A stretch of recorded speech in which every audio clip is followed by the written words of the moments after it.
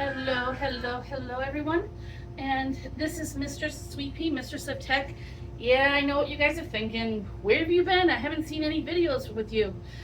Well, I have been traveling. Dr. Twyla and I have been traveling this summer. And right now we are in Lyons, Nebraska at our friend Bill Hedges' studio. This is one of the rooms we're in right now, and it is the classroom, hence the chalkboard. And I have my little studious assistant with me today. He's rather naughty today, so I have to keep him in my sight because, ladies, you know how when your man's naughty, this guy's naughty, and can't forget my sign. Anyways, thank you for tuning in to another edition of my podcast. And again, I am Mistress Sweet Pea, Mistress of Tech, at all things of the inconsequential. And today, we're going to take a deep dive into something that a lot of you have been asking about. I've gotten some feedback from some of you about doing a podcast about something that it's a conversation that's been long overdue that we definitely need to discuss. So what do you do? Think about this question. So we're in a classroom environment, so I'm going to ask everyone the same question. What would you do if you just don't want AI in your browser or your client email? Let's say you're like some of those people out there that don't want nothing to do with AI. You don't want it in your browser. What do? Because it seems like everything these days has AI in it. So what are your options? Well, not because you're anti-tech, but because it's just right for what runs on your machine. It's your preference. It's the messages you read. What assists you without your permissions. So basically, in a nutshell, what would you do if you just don't want AI at all in your web browsers, in your client email? Are there options? Well, the good news is you do have options, and we're going to go over those options. So it's 2026, and there are options for those who do not want AI at all in their browsers or client emails. So there is hope. So we're going to kind of get started today. We're going to start with talking about this guy's being naughty again. He keeps poking me. Listen up there, buddy. Sorry for the distraction. Anyways, let's start with browsers. So browsers, we start with browsers because that's where AI is the most aggressive. Almost every browser has AI. Chrome, Edge, Firefox. But sometimes there are ways and there are options you can do to avoid AI in your browsing history. So we're going to go through those, and we're going to start with the first one, Firefox, the AI kill switch. Mozilla deserves real credit for this one. After users raised serious concerns about Firefox slowly adding AI features back in 2025, the company made a public promise, a real, honest-to-good promise to kill AI completely from their browsers. And they delivered, starting with Firefox 148, which was released in February 24th of 2026. There is now a dedicated AI controls section inside your browser settings. So if you go to Firefox 148 and go into your browser settings, there is an option called Block AI Enhancements. And you toggle on that requirement and you're done. No AI. AI features go away in your Firefox browsing history. Your browser, I should say. Future AI features also blocked. So let's say they come up with a new version, like version 2500. As long as you've got that feature toggled off, AI done. Won't show up in your browser automatically, and it goes across again every update that comes through. So now Mozilla also owns Arjit Varma, and to put it in plain English, you can use Firefox without AI while we continue to build AI features from those that want them, per Firefox officials. So basically, what you want to make sure is if you're a lover of Firefox and you prefer Firefox browsing, please make sure to go ahead and go to your block AI enhancements in your browser section and toggle it off so you won't have to see that anymore. Next is my favorite browser, Chrome. So Google Chrome is a different beast on its own. Google does not offer a single off switch for Gemini and its AI features. So if you want to disable them, you need to either dig into the browser itself and to disable it. So if you go to your browser, type chrome.//flags in the address bar, and then you should be able to manually set it up where it says AI mode Omnibox. Prompt AI, API for Gemini Nano, and several others, and select disabled. So again, you go to your Google browser, type in chrome dot colon / flags, FLAGS. And in the address bar, you want to put AI mode Omnibox, and then you'll see prompt API for Gemini Nano, and then you'll see other options. Toggle them off, and if you toggle them off, you will be able to use it without AI. Or if you're on a managed system, you can also go to the Windows registry and go ahead and block it that way. That's a little more complex, but if you know how to access Windows registry, that's also a way to do it as well. It's not elegant, but it does work. And what it does is it expects Google to keep making it harder over time, though, because Gemini is their central brain right now for AI. So if you switch it off, I would keep checking back periodically to make sure it stays off. Now, next one is Microsoft Edge. Copilot everywhere. Some people love it, some hate it. Me, I'm on the fence with Copilot. I like it, but then I don't like it. I noticed lately Copilot, I've just been doing some tests of my own, and Copilot has been giving me wrong information. But again, it's the questions that I'm probably asking. It's probably something they can't handle.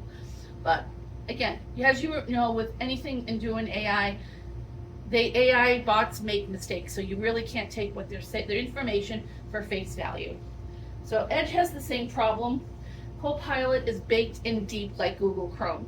So you can go to Edge. So you go to the Edge browser, type in Edge : / flags, search for AI or Copilot to disable individual features like Edge Companion, Copilot Mode, History AI. Again, anything with AI you have to toggle off. If you don't toggle off AI, it will still be present in your browser, in your web browser. And then again, you can also try to go through the Windows registry, but I've had people tell me that they've had no luck with that. So again, we'll recap this at the end, but these are things to consider. Again, with Edge, like with Chrome, you have to stay on top of it. Because when they make their system enhancements and updates, those things that you've toggled off for AI will probably more than likely reappear again.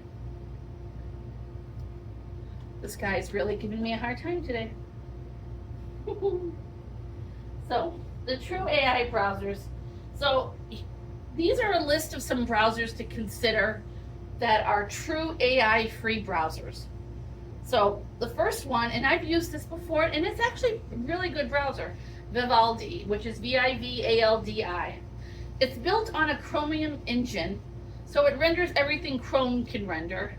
But the Vivaldi team has publicly stated that they will not add LLM-based chatbots. So basically, no AI, period. So it's a fully featured power user browser. It's robust with workspaces, built-in mail, notes panel, everything you want from a browser without AI. Next, we have what's called WaterFox, which I'm still fairly new with that, but when I did my research, basically WaterFox is like a subset of Firefox. It strips away telemetry and bloatware. Basically, it doesn't copy the Firefox features, but it basically is just great. It's clean version of a browser with no AI bots anywhere no LLM, no bloatware. It's just a clean browser. Very great for simple tasks or simple searches that you need to do. Now there's also one called LibreWolf. Again, another offset of Firefox. This one has a built-in strict privacy-first feature. The development team wrote a policy against supporting anything AI generated. No AI at all, no codes. So again, LibreWolf is an offset of Firefox, and again, it's a clean version for those that want a clean browsing history with no AI features. There's also one called Pale Moon. Now, Pale Moon is definitely different because it's an open source browser that supports older web technologies and older operating systems. So for some of you out there that still use Windows 95, hey, that's great. And this in Pale Moon would be an option to consider. Pale Moon developers have been blunt about it from the beginning. No AI at all. Web browsers are completely AI free, and they are, again, open source web browser. Now there's also one called Orion. It's made by a team that is behind the Kagi search engine. So there's no AI built into its browser. And the search engines results don't come back in AI format. You actually get literal, if you're doing a search for a recipe for cookies, it's going to give you back actual recipes, not in, you know how right now with like Chrome, like the top part will give you an AI summary? None at all. Orion does not have that at all. It's strictly no AI whatsoever. The Zen browser is a lightweight, newer browser function. It's basically focused on speed and minimal distraction. There's no AI integration at all, period, in that browser. You can't even, if you go to their browsing settings, they don't even have options for AI. So again, Zen browser is another option. So if you're looking for something for this, if you're looking for any browsers, these are the ones to consider. And again, at the end of the podcast, we'll do a recap so you can see everything. And also, this video will be on my YouTube channel. So if you look on my YouTube channel and you look at the notes on the bottom, I will put in there the names of the browsers as well, so that way you can refer to those. So next, we're going to talk about email clients. Email is more personal than browsing. Your inbox holds medical appointments, financial records, relationships, business, personal, you name it, it's in your email browser, in your email client. But the idea of AI doesn't sit well with most people, which is fine. Some people don't want AI to summarize your emails. For me, it's helpful. I like it because I'm very busy and I don't have time to read every single email. So for me, AI summary for emails is very important. But again, AI's bots do make mistakes, so you still have to look at your email and still make sure that you can't really believe everything that your AI summary says, because they do make mistakes, and I've caught them making quite a few actually. Now, let's start with the first one, Gmail. Gmail, I love my Gmail. I've had Gmail for years. I love it, but Gmail has Gemini woven into every multi-layer of its client email. Smart Compose, Smart Reply, Help Me Write, Gemini sidebar panel. You can turn these off and set. If you go to settings in general, you can turn them off. But again, with updates, they get turned back on again. So it's a feature that you kind of have to stay on top of yourself. The catch of this, the thing with this is, as of mid-2026, there is no single master off switch.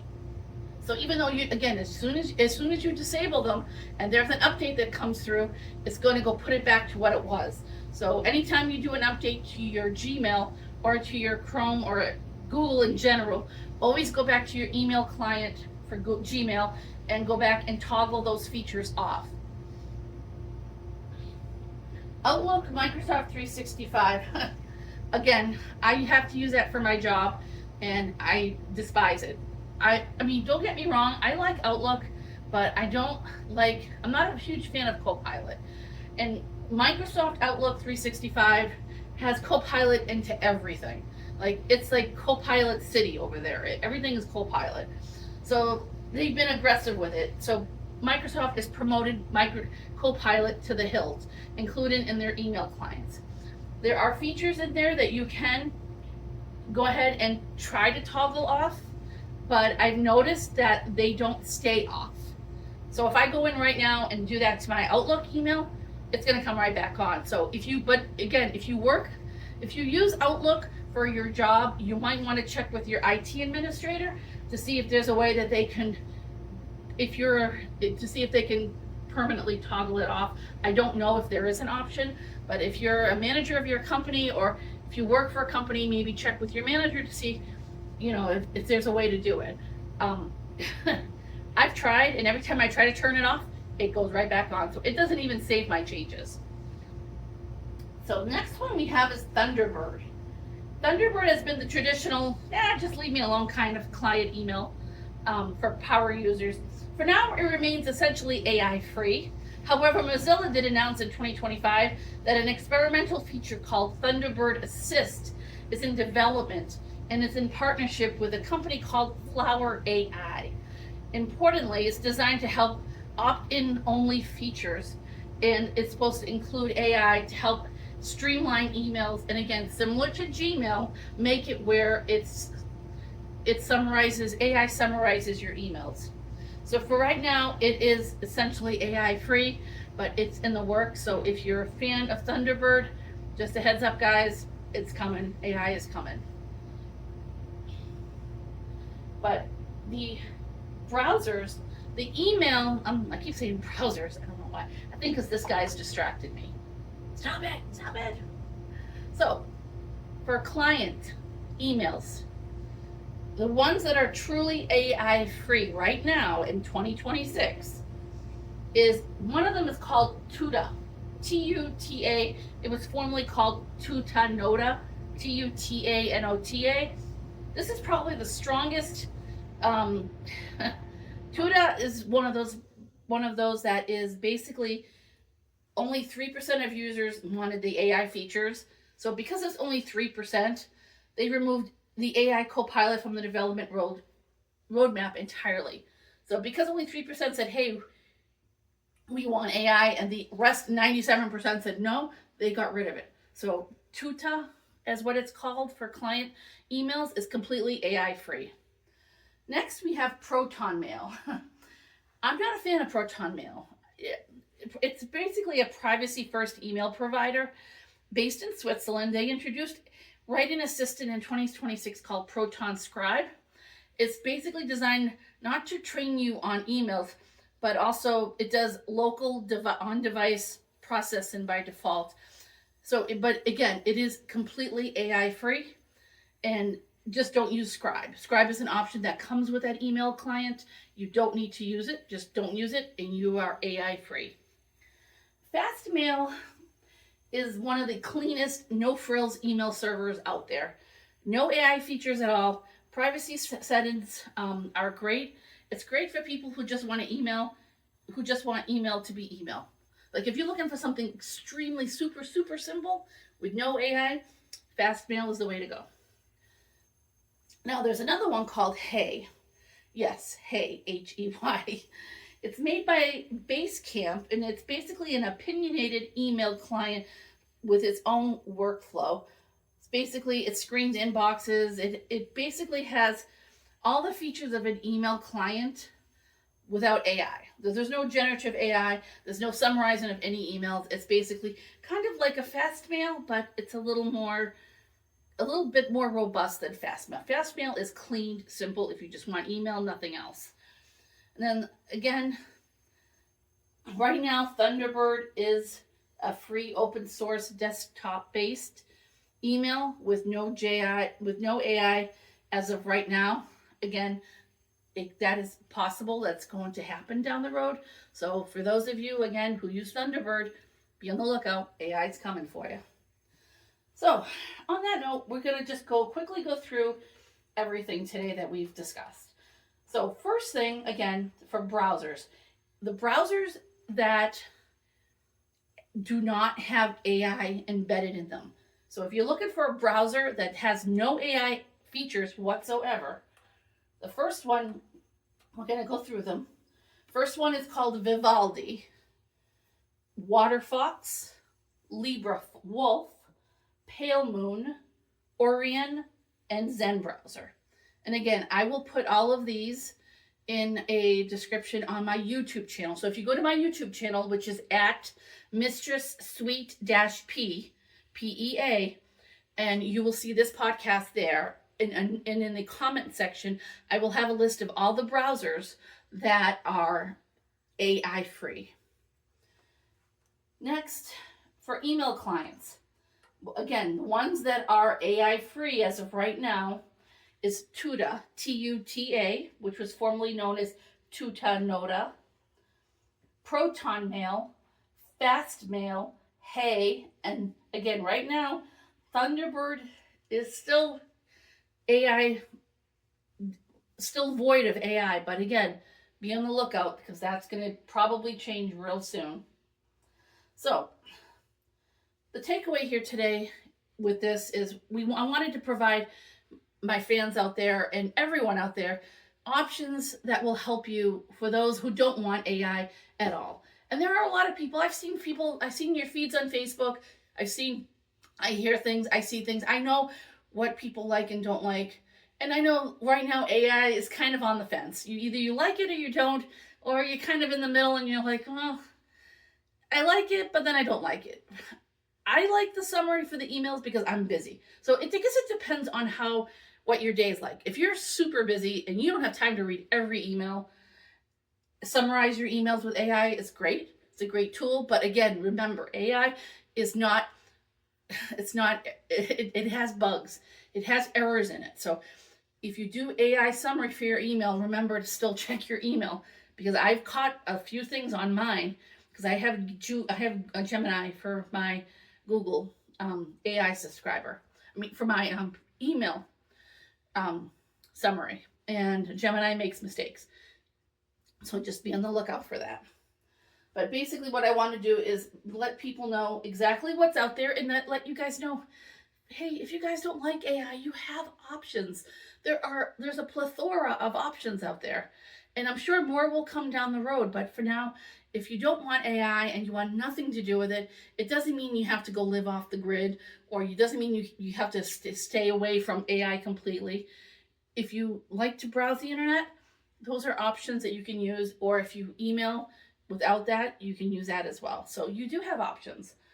But again, you have to stay on top of it because when they do updates, sometimes those options will toggle on again, and then you'll have your AI back up again.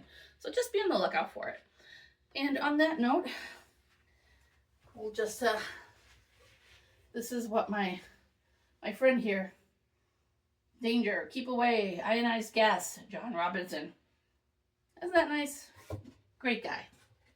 Not John Robinson, but my friend here. And on that note, before we end today, we have a little, I'm going to lean on you because you've been naughty. Today's letters, today we're being brought by the letter W for web browsing, E for email, and C, because my name is Cheryl, aka Mistress Sweet Pea. And on that note, I hope you all have a great day. Thank you for tuning in. Again, I also have some news for everyone. I also now have my own internet radio podcast. So if you go to Live 365, again, it's live, Live, 365.com, do a search for Hot Cat Tracks. So HOTCATTRAX. And that is my internet radio. You can listen to my radio podcast. We do a little bit of everything. A little bit of this, a little bit of that, and a little bit of something crazy in between, whatever the day brings. So tune in, listen, and check me out on YouTube at Mistress Sweet P, PEA, and I'm also on Facebook. So on that note, hope everyone has a great day, great night, great morning, wherever you are on this planet. Toodles!